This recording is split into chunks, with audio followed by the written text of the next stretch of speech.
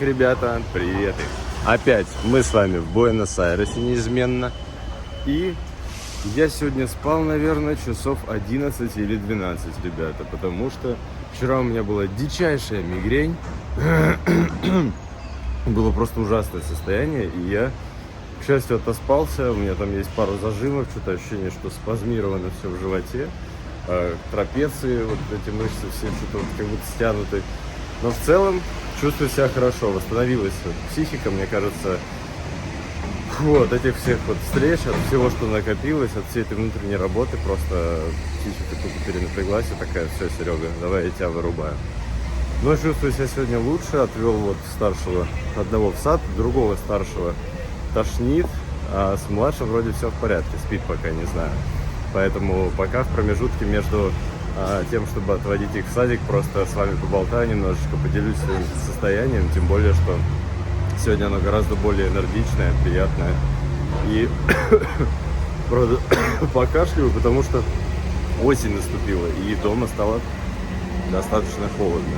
Сегодня мы с вами немножко поностальгируем, потому что вот именно сюда мы прилетели 2 с небольшим года назад. В этом ресторанчике брали жареную картошку, потому что не знали вообще, где что брать и кушать. На этой площадке мы гуляли с ребятами. И сейчас пройдемся до того дома, куда мы заселились на Airbnb, где у нас оставалось всего $1000 на семью с 2 детьми, беременной женой и мной. И мы их ездили, меняли вообще каким-то ребятам через нашу хорошую знакомую. Ездил я вообще на другой конец города на Uber мототакси, сидел сзади. Вообще, это было вот первые дни, это было просто сумасшествие. В итоге поменял свои деньги, рубли на баксы, наличкой. Там у ребят стендаперов. Бля, я как вспомню, ребят. Ну, честно, сейчас уже можно смеяться, но тогда я помню, это было просто вот, аж в кишках просто. Весь мир у тебя переворачивается, ты не знаешь, что с этим делать. Ты хочешь спать из-за огромного джетлага, и просто тебе плохо, и только сам факт какого-то чуда, что ты сейчас вообще-то где-то в Аргентине, на другом конце света. Боже мой, ребята, это было, конечно, море впечатлений бесперерывных. Просто бесперерывных впечатлений. Сейчас уже с высоты 2 лет смотришь и думаешь, это мой второй дом. Я не постесняюсь этого слова, я здесь просто живу. И многие вещи меня перестали так, конечно, поражать, удивлять. И очень многое принял. Но пойдем немножко поностальгируем, я покажу наше место притяжения. Такой вайбик под мостом. Здесь, конечно, все во всяких объявлениях, концертов куча. Кстати, позавчера выступали AC/DC, прикиньте. То есть, да, здесь все еще эта движуха, эта тусовка, она, ты можешь попасть на концерт к любимому исполнителю. Это, кстати, одна из крутейших кафешек, где мы были, называется Ос. Шикарнейший латте и все прочее. Вот. Так что все ходили в рожках недавно, и все футболки тут на углах продавали, и народ радовался AC/DC. Я, кстати, ходил в 24 году в конце на Slipknot. 25-летие, тряс башкой, это было, конечно, заряд просто безумия, шикарнейший. В мае сейчас будет Корн выступать. Все вот группы, которые многим нравятся здесь. Еще есть фестиваль Лолапалуза, там куча тоже известных исполнителей и менее известных. Здесь можно в музыкальную движуху очень даже приятно вписаться и почувствовать вот то, чего ты, к сожалению, в России не почувствуешь сейчас. Но не буду заходить вообще по поводу России на эту тему. С политической точки зрения вообще давайте забудем об этом. Неинтересно. И так понятно, что все катится куда-то и достаточно давно. Но с социальной точки зрения я готов обсудить. С той точки зрения, как себя чувствует человек там. И, конечно, крайние новости меня повергают в шок. Мне кажется, что это просто какая-то ужасная темная фантастика, которая стала реальностью, честно. Это мое субъективное мнение с моим стремлением к личной свободе, к индивидуализму, к принятию друг друга в обществе и так далее. То есть для меня сейчас это стало прямо, чем-то максимально невероятным и сумасшедшим. Так, ребята, вот мы находимся на том углу, куда нас привез трансфер. Вот там есть Carrefour, вон там, где парковочка мигает. Но мы не знали даже, где продукты купить. Короче, и вот у меня есть фотка, здесь я оставлю из Инстаграма, что мы вот здесь стоим. Приехали мы, значит, вот сюда. И в эту мусорку еще как раз момент, когда мы выходили, разгружались с детьми, с 6 чемоданами. Это был просто трэш лютый. Вот в эту мусорку еще какой-то челик с повозкой залезал полностью по пояс. Вот так вот, короче, открывал ящик, и туда прям нырял.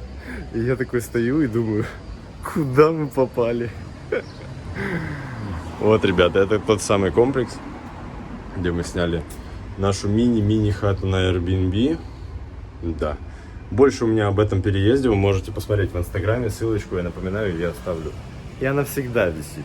Внизу у меня под роликом, переходите, там больше контента еще моего ежедневного, где нету какого-то долгого повествования, какие-то мысли мои, личные переживания, какие-то часто проблемы подсвечиваются, и их решения, и просто все богатство моей жизни там в Инстаграме есть. И в актуальных там есть также эмиграция, наша жизнь в Турции, мой выход в декрет и еще много всего прочего. И как мы сюда докатились. Так что вот, ребят, недавно было 2 года, как мы здесь. И честно, за это время, да, у меня сперли телефон, я там, не знаю, работал и курьером, и на стройке, и что-то еще там, понабирал, и рожали мы 3-го ребенка здесь, в государственном госпитале, бесплатно. Я уже даже не припомню, сколько всего произошло, ребятки, поэтому давайте просто побудем в этом ощущении адаптации, адаптированности, в этом ощущении, вау, я знаю, где купить продукты, я знаю, где снять жилье, я знаю, елки-палки, какой карточкой мне заплатить за проезд, а это для любого иммигранта самая база, основа и все, что важно. Пойдемте дальше прогуляемся еще по райончику Нунес. Нунес, ребятки, он вот такой, он вот немножечко пенсионерский такой, тихий, спокойный, двухэтажный, ребята, с широкими такими вот улицами, где можно спокойно поместиться с коляской, где не будет постоянной давки, грязи. В принципе, все очень чисто, очень приятно, здоровски. Ой, все цветет, посмотрите, в нашем огороде. И если сравнивать с Палермо и с тем, что дальше, восточнее, ближе к центру, наверное, там все-таки более грязно. Также встречаются бомжи. То здесь, к северо-западу, чем ближе, тем вот больше я заметил тенденцию, что город чище, просторнее, застройка ниже, чувствуешь себя прям вот просторно, спокойно и свободно. Хотя в том же самом Бельграно, наверное, будет и Галидиалес. Примерно такая же атмосфера, но чуть более такая движовая, что есть все магазины, есть куда зайти, есть где кофе попить, ресторанчики разные. Здесь в этом плане поменьше выбор. Но кофеин все равно очень много. Жмите лайк и оставляйте комментарии, если хотите, чтобы я продолжил делать прогулочные такие вот экскурсионные видео по каждому району в планах Нунес, Галидиалес, Вижи Уркиза, Бельграно, еще часть 2, наверное, надо сделать. Конечно же, Палермо, все его части, Лас-Канитас, все популярные районы, все районы, которые считаю интересными, которые ты считаешь, зритель, интересными, поэтому пиши, какой район сделать следующим, по какому району мы погуляем, подробно его освещу. И это будет очень увлекательная и интересная прогулочка. Поэтому пиши в комментах и жми лайк. Будем прогуливаться по Буэнос-Айресу дальше вместе. Изучать его, исследовать, чтобы было понятно для тех, кто летит, куда он летит. И чтобы было просто тем, кому это любопытно, было больше понятно, какой он бывает Буэнос-Айрес. А он бывает очень красивый и богатый. Так что вот так, Ребзя. Очень приятно было поделиться с тобой своими мыслями, своим состоянием, немножечко Буэнос-Айресом.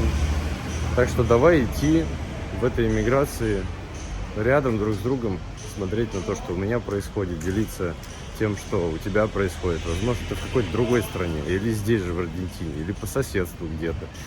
Пиши свой опыт, пиши, как ты вообще до этого докатился и какие трудности испытывал. Знаешь, я еще в отдельных видео поговорю отдельно обо всех психологических аспектах, об адаптации, о том, насколько это все, конечно, жестко.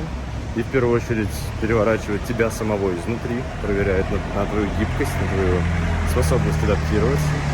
Но пиши, делись, как у тебя вообще дела в эмиграции, если ты в эмиграции, как у тебя дела в твоей родной стране, если ты находишься в родной стране.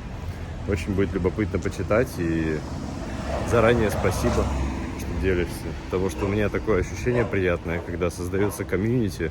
Это, наверное, одна из самых важных и главных целей моих блогов на Ютубе и в Инстаграме, чтобы людей объединять, чтобы мы поддерживали друг друга в наших движениях по этой удивительной жизни, пусть и не всегда простой. И именно поэтому, наверное, да, я продолжаю это делать, вести блог, делиться с вами абсолютно всем, что происходит. Вот, обнимаю. Увидимся, наверное, тогда уже в следующем видео. А оно будет скоро.